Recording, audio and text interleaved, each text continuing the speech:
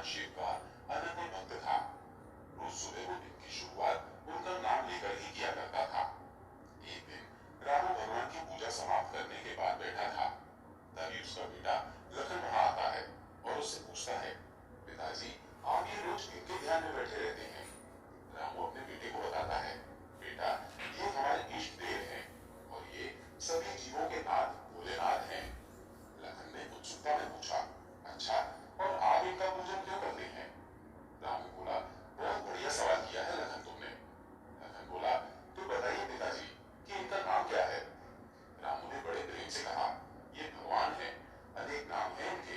इन्हें कोई महादेव कहता है, तो कोई नीलकंठ, तो कोई नटराज, और उनकी भोली मुस्कान और सरल स्वभाव को देख भक्त उन्हें प्यार से भोलेनाथ भी कहते हैं। लखन ने पूछा, अच्छा और इनका पूजन क्यों किया जाता है? रामू बोला, हर किसी का अपना कारण होता है बेटा। कोई सिर्फ प्रेम में आकर करता है, तो कुछ लोग अपने दुखों को कम करने की गुहार लगाने के लिए करते हैं। जितने लोग उतनी वजह होती है। लखन ने फिर पूछा, और आप पिताजी आप इनका पूजन क्यों करते हैं? रामू कहने लगा, मैं तो बस इनके कई भक्तों में से एक छोटा सा भक्त हूँ बेटा। इनसे प्रेम और भक्त भगवान का रिश्ता है मेरा। पूजा करके बस इन्हें बताता हूँ कि मेरा इनसे प्रेम कितना है। लखन बोला, अच्छा मैं भी उन्हें बताना चाहता हूँ कि आप उनसे कितना प्रेम करते हैं। इतने में ही रामू की पत्नी सीता लखन और रामू की बात सुनकर वहां आ जाती है और कहती है, बेटा लखन अगर तुम्हें महादेव को ये बताना है तो उनके वाहन नंदी जी के कान में ये बात कहनी होगी। लखन ने पूछा, वो क्यों मां? सीता बोली, क्योंकि नंदी जी की बातें भोलेनाथ सबसे पहले सुनते हैं।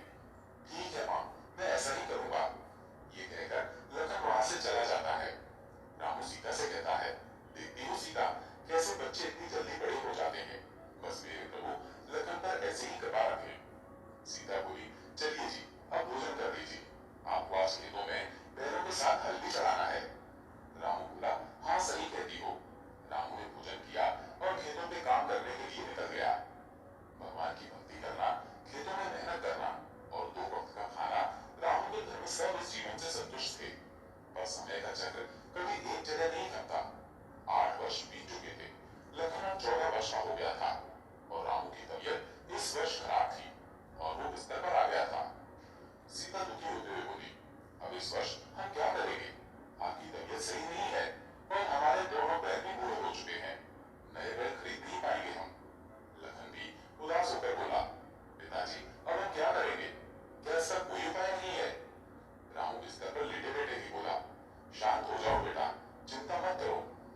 सीता बोली, कैसे चिंता ना करें हम? आप इतनी दिक्कत में हैं, चिंता तो होगी ही ना। लखन बोला, आप इतने शांत कैसे हैं पिताजी, वो भी इस विपत्ति के समय में? रामू बोला, बेटा ये बात हमेशा ध्यान में रखना, जब भी विपत्ति आए तब अपने विवेक को मत खोना। अगर विवेक खो दिया तो विपत्ति का हल मिलना मुश्किल हो जाता है। सीता ने पूछा, तो इस समय क्या किया जाए, आप ही बताइए। रामू बोला, इसका उपाय मैं इस अवस्था में तो नहीं कर सकता और लखन भी अभी छोटा है। अब तो बस मैं प्रार्थना कर सकता हूँ अपने भोलेनाथ से, वही कोई रास्ता दिखाएंगे। लखन अपने पिता की भक्ति देख भावुक हो जाता है और उसे याद आता है कि बचपन में किस तरह वो नंदी जी के कान में अपने पिता के प्रेम को भगवान को बताने जाता था। लखन वहां से सीधे मंदिर चला जाता है और हाथ जोड़कर कहता है, हे भगवान, मैं बचपन में अपने पिता का आपके प्रति प्रेम बताने आता था, पर आज मैं इस कठिन परिस्थिति को संभालने का मार्ग मांगने आया हूँ।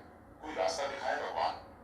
लखन को इस तरह से प्रार्थना करता देख मंदिर के पुजारी उसके पास आते हैं और उससे पूछते हैं, लखन क्या बात है बेटा, कुछ परेशान नजर आ रहे हो? लखन बोला, कुछ नहीं पुजारी जी, बस पिताजी की तबीयत खराब थी ना, तो मैं यहाँ भगवान से मार्ग मांगने आया था।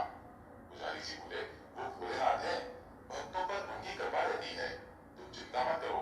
तुम अगर गुहार ना भी लगाओ तो भी भोलेनाथ तुम्हारे पिताजी को कभी अकेला नहीं छोड़ेंगे।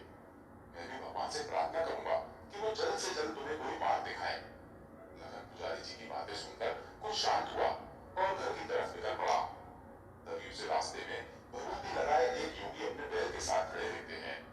लखन उनसे पूछता है, बाबा क्या बात हो गई, कोई परेशानी है क्या? बाबा बोले, बेटा परेशानी तो नहीं है, बस मेरे इस मित्र ने जल ग्रहण नहीं किया तो थक गया है इस प्रचंड धूप में।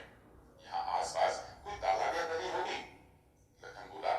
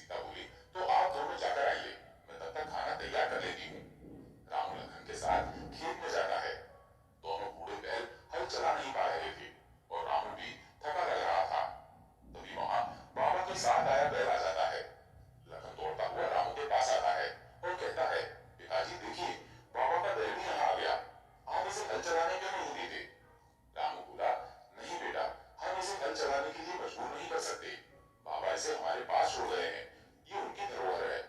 तभी वो बैल हल के पास आकर हल को छूता है। ये देखकर लखन कहता है, अब तो ये भी कह रहा है पिताजी, आप एक बार कोशिश तो कीजिए। जब ये नहीं करना चाहेगा तब हम हल हटा देंगे। रामू ने लखन के कहे अनुसार बैल पर हल लगा दिया। देखते ही देखते घंटे भर में उसने अकेले ही सारा काम कर दिया। ये देखकर रामू चकित रह गया और लखन बहुत ज्यादा खुश हो गया। घर आकर उसने सीता को बताया, माँ बताइए आज क्या हुआ। उसे देखकर सीता बोली, क्या हुआ बेटा, बहुत खुश नजर आ रहे हो, ऐसी क्या बात हो गई। लखन ने खुश होते हुए बताया, नंदी ने सारे खेतों का काम अकेले ही कर दिया, वो भी घंटे भर में। सीता भी चौंकते हुए रामू की तरफ देखते हुए बोली, क्या सच में। रामू ने उत्तर दिया, हाँ सच में, मानो दर्जनों बैलों का बल इस अकेले में है, और इतना काम करके भी ये थका नहीं। ये सुनकर सीता बोली, ये तो स्वयं भोलेनाथ की कृपा लगती है, इससे ज्यादा खुशी की बात और क्या हो सकती है। लखन ने बताया, हाँ माँ, कल ही मैं मार मांगने मंदिर गया था और समस्या का पूरा हल मिल गया। अब इस वर्ष बहुत बढ़िया फसल होगी। अपनी हालत बदलते देख रामू और सीता की आंखों में आंसू आ गए। देखते ही देखते एक वर्ष बीत गया और इस वर्ष रामू की फसल सबसे ज्यादा और सबसे बेहतरीन थी। रामू को काफी धन प्राप्त हुआ। कुबेरपुर का एक बड़ा जमींदार कुंभ ये सूचना सुनकर रामू के घर आता है। उसे देखकर रामू उससे पूछता है, क्या बात है कुंभ, कैसे आना हुआ। कुंभ बोला, कुछ हुआ नहीं, बस सूचना मिली कि तुम्हारी फसल इस गांव में सबसे ज्यादा हुई है, तो बस वही जानने आया था कि अगर कोई तरीका जानते हो तो हमें भी बताओ। रामू बोला, इसमें मैंने कुछ नहीं किया, मेरी तो तबीयत भी ठीक नहीं है। कुंभ ने पूछा, तो आखिर ये हुआ कैसे। रामू ने बताया, वो ऐसे कि हमारे घर भगवान की कृपा से एक बैल आया है, उसमें मानो दर्जनों बैलों की शक्ति हो। बस जब से उसने हल चलाया मेरे खेतों में तब से फसल बढ़ गई। कुंभ बोला, रामू ऐसा करो, इस बैल को मुझे दे दो, मैं तुम्हें अच्छी कीमत दूंगा इसकी, और आखिर मेरे पास जमीन भी तो बड़ी मात्रा में है। रामू बोला, कुंभ मैं तुम्हें इस बैल को बेच नहीं सकता, ये बैल जिन बाबा का है वो इसे लेने जरूर आएंगे, और तब तक हम इसका बस ध्यान रख सकते हैं। तुम गुस्से में बोला, साफ साफ क्यों नहीं कहते कि सारा लाभ खुद रखना चाहते हो, बहाने मत बनाओ, और अगर इसका मालिक कोई और है तो तुम इससे अपने खेतों में काम क्यों करवा रहे थे। रामू बोला, आप जो सोचना चाहे सोच सकते हैं, लेकिन सत्य यही है कि ये बैल हमारे पास बाबा की धरोहर है, जिसका हमें ध्यान रखना है, और जहां तक रही बात इससे काम करवाने की, तो ये है उसने खुद चुना है। कुंभ बोला, तो तुम बहाने बनाते रहोगे, मैं चलता हूँ, यहाँ बात करके कोई लाभ नहीं मिलने वाला। कुंभ वहां से घर चला जाता है और रात होने पर दो व्यक्तियों के साथ रामू के बैल को छुपकर ले जाने की कोशिश करता है। वो दोनों व्यक्तियों से कहता है, तुम दोनों इसे ये नथ पहनाओ और ले चलो उसे। जैसे ही वो दोनों उसे नथ पहनाने जाते हैं, वो रस्सी अपने आप छोटी हो जाती है। कुंभ कहता है, ऐसा करो, इसे उठाने की कोशिश करो। वो दोनों उसे धक्का लगाने की बहुत कोशिश करते हैं, लेकिन वो बैल तनिक भी नहीं हिलता, मानो पूरी धरती का भार लिए बैठा हो। उनमें से एक व्यक्ति बोला, कुंभ जी, मैं तो इसे इस जगह से हिला भी नहीं पाऊंगा, लगता है रामू सही कह रहा था, ये अवश्य ही कोई दिव्य जानवर है। तभी वो बैल उन दोनों को सींग मारता है। कुंभ और दोनों चोर चिल्लाकर वहां से भाग जाते हैं। इस घटना को कई वर्ष बीत चुके थे। रामू का परिवार पुनः सुखी हो गया था। लखन अब युवा आयु में आ चुका था। एक सुबह वो बैल वहां से गायब हो गया। ये देखकर लखन बोला, पिताजी पिताजी। लखन की आवाज सुनकर रामू बाहर आया और पूछने लगा, क्या हुआ लखन। लखन ने बताया, हमारा नंदी कहीं चला गया है, मैंने सब जगह ढूंढ लिया पर कहीं नहीं मिला, अब हम उन बाबा को क्या मुंह दिखाएंगे। रामू मुस्कुराते हुए बोला, लगता है तुम अब तक समझे नहीं बेटा, बाबा नंदी को हमारे पास छोड़ गए थे, और अब जब तुम युवावस्था में आ चुके हो तो तुम्हें खुद परिश्रम करना चाहिए। बेटा, भोलेनाथ अपने सभी भक्तों पर पूरी नजर रखते हैं, और अगर कोई उनका भक्त ना भी हो और पीड़ा में हो तो वो कभी भेद नहीं करते। उस दिन उसके जाने का समय नहीं था,